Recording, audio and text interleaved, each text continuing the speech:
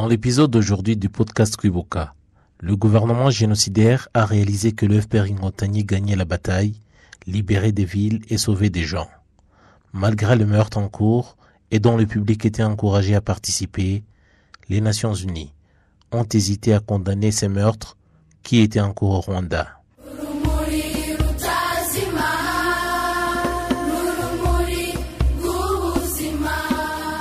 En ces mêmes dates, le génocide a redoublé d'intensité dans des localités du sud du pays, localités dans lesquelles les forces du Front patriotique rwandais n'avaient pas encore réussi à libérer le pays.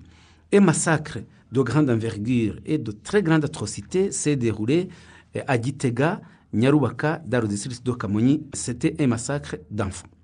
En effet, à Gitega, Serire Ruyanza, secteur Nyarubaka, district Kamonyi, avait été placé une barrière pendant le génocide perpétré contre les Tutsis, qui interceptait les Tutsis venus de différentes localités qui voulaient aller se réfugier à Kabgayi.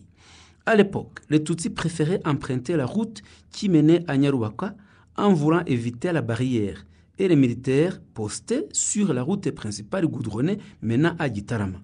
À cette barrière ont été tués des Tutsis à différentes dates.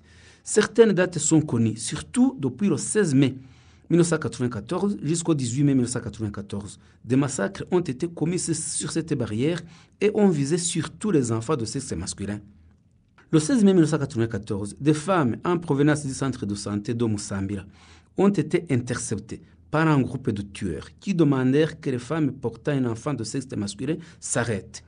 Les femmes qui savaient que les enfants de sexe masculin étaient systématiquement tués avaient revêtu les garçons de robes pour camoufler leur sexe. À cette barrière, il y avait une femme du nom de Mukangango Laurence, très grande criminelle, qui a déshabillé tous les enfants pour identifier ceux du sexe masculin, lesquels étaient immédiatement jetés dans une fosse qui se trouvait sur place.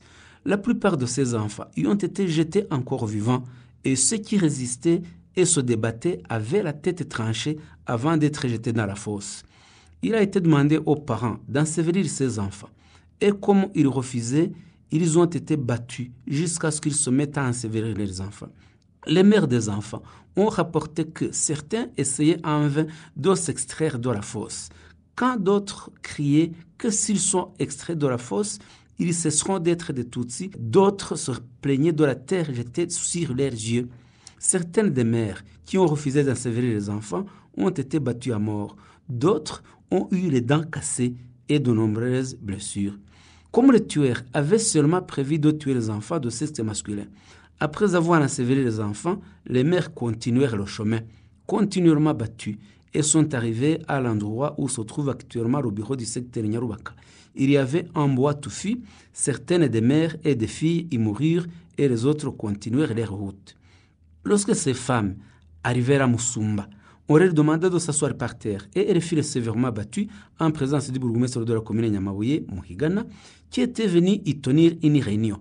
Mais c'était en réalité une réunion d'instigation au génocide. La plupart de ces femmes ont pu rejoindre Kabgayi. D'autres ont continué à errer dans les bois jusqu'à la fin du génocide. À cette barrière de Gitega, des massacres ont été commis surtout le 16 mai. Jusqu'au 18 mai 1994, les miliciens Interahamwe ont continué à y tuer les Tutsis qui fuyaient, surtout au cours de ces 3 jours. La barrière est restée en place et des Tutsis ont continué à y être débusqués et tués jusqu'à ce que le génocide fût arrêté dans la région au mois de juin. Après le génocide, les corps ont été déterrés de la fosse de Gitega. Les corps des enfants qui étaient plus ou moins intacts sont au nombre de 82. Ils reposent aujourd'hui au mémorial du génocide de Kibuza aux côtés de 1830 autres corps déterrés au centre Gataraga, là où a été construit le bureau du secteur Nyarubaka et dans les environs. Parmi les responsables de ces massacres, il y a Mukangango Consolé, une très grande criminelle, décédée avant d'être jugée, Mavuba Joseph, Kagabe Manuel et d'autres qui sont connus pour avoir tenu des réunions au centre de Gataraga, comme Nyarabagui Fidèle, commerçant, et Aphrodis qui était instituteur et collaborait étroitement avec Yakaremye Aboudrahman, qui était le chef des Interahamwe de la commune Musambira. Un massacre a également eu lieu. Plus de 500 Tutsis ont été délogés des bâtiments de l'église catholique où ils s'étaient réfugiés à Kabgayi. À mesure que les troupes du gouvernement génocidaire et les Interahamwe perdaient du terrain et que les militaires du Front patriotique rwandais arrêtaient le génocide, de nombreux tueurs ont fui la ville de Kigali et tué tous les Tutsis qu'ils rencontraient sur les chemins. C'est ce qui est arrivé aux Tutsis qui, à Kabgayi, vivaient encore. Fin mai 1994, entre le 28 et le 30 mai 1994, des miliciens ont amené et tué plus de 500 Tutsis, parmi lesquels certains avaient été interceptés alors qu'ils se dirigeaient vers Kabgayi où ils espéraient trouver refuge, et d'autres qui avaient été enlevés dans les camps des réfugiés Tutsis qui campaient dans divers bâtiments de l'église catholique à Kabgayi. La Minuar a été la première à donner ces informations le 31 mai 1994, lorsqu'un de ses dirigeants, le docteur Abdoul Kadia, qui était adjoint du général Dallaire, a déclaré aux médias que plus de 500 Tutsis, dont la plupart avaient été amenés à Kabgayi, avaient été tués par le groupe gouvernemental à Gitarama. Le docteur Abdoul Kadia a déclaré que la Minuar allait mener une enquête sur ces massacres. Diverses radios internationales, dont Radio France Internationale et RFI, ont diffusé le 31 mai 1994 des informations sur ces massacres. La radio allemande Deutsche Welle a elle aussi confirmé en date du 31 mai 1994 ces informations et a également affirmé que la Minuar avait envoyé à Kabgayi une équipe pour enquêter sur ces massacres. Ces informations ont été confirmées par la radio BBC. Les témoignages de rescapés du génocide perpétré contre les Tutsis à Kabgayi expliquent qu'en des temps différents, en 1994, alors que des réfugiés Tutsis étaient arrivés à Kabgayi, des Interahamwe du MRND, des Impuzamugambi de la CDR et des partis Pawa extrémistes ont arrivé par force petit à petit des Tutsis et sont allés les tuer en différents endroits. La plupart des victimes ont été tuées sur la rivière Nyabarongo et ont été jetées dans cette rivière vivante. La plupart des filles et des femmes ont été jetées vivantes dans la Nyabarongo et certaines d'entre elles ont été violées avant d'y être tuées. Les troupes d'IFP Nkotany, rappelons-le, ont libéré Kabgayi le 2 juin 1994.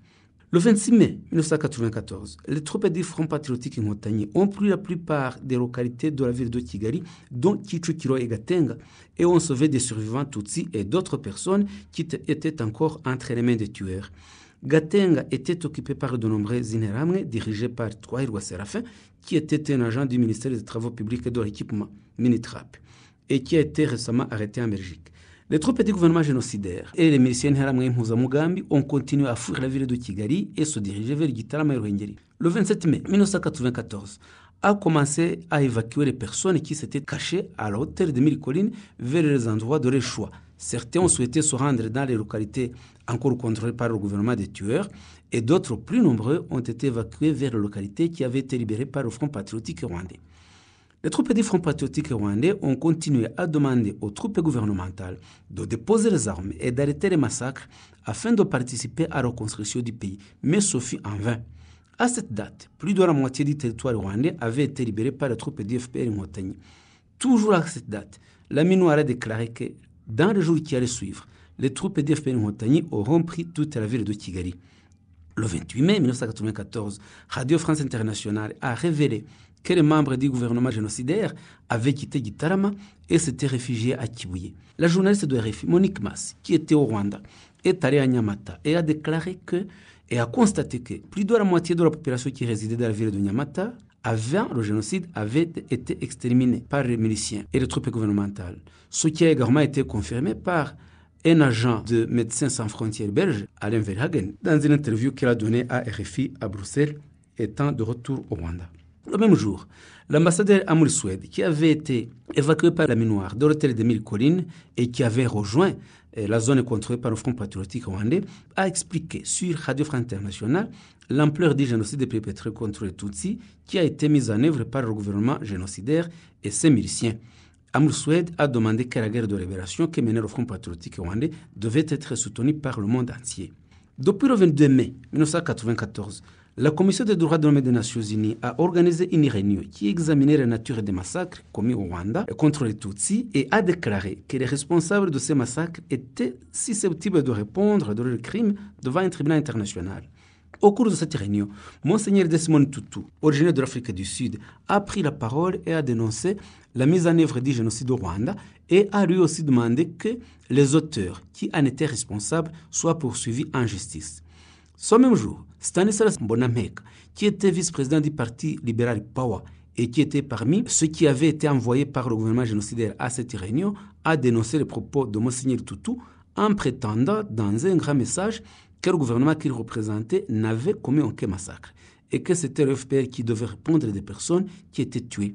Mbonameka savait très bien qu'à Gitarama, Kibuye et ailleurs, des Tutsis étaient en train d'être tués et que ce n'était pas dans la région contrôlée par le FPR Inkotanyi où se déroulaient les massacres. Mbonameka s'exprimait de la sorte pour semer en fait la confusion et laver son gouvernement de tout crime, alors que c'était le même gouvernement qui ordonnait et coordonnait les massacres. Mbonameka, de retour de Genève, s'est rendu à Paris avant de revenir au Rwanda pour continuer dans la même ligne de négation du génocide que le gouvernement de Jean Kambanda et ses ministres avec les forces armées et les milices commettaient.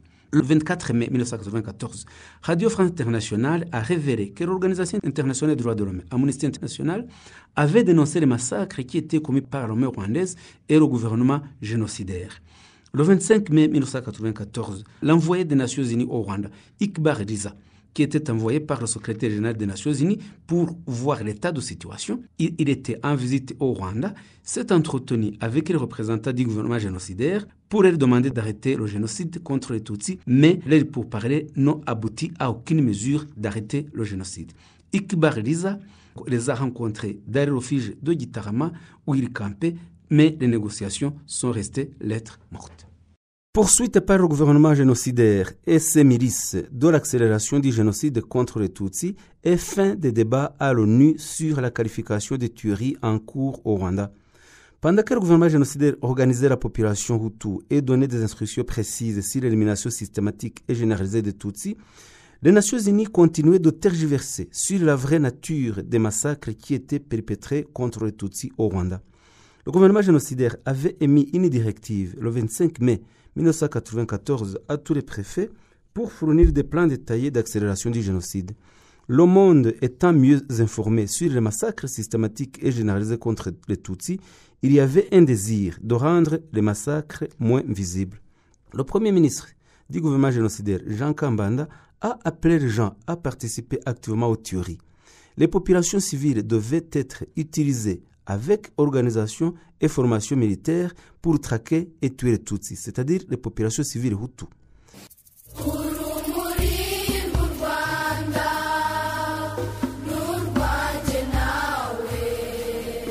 Merci d'avoir écouté ce nouvel épisode du podcast Kwibuka.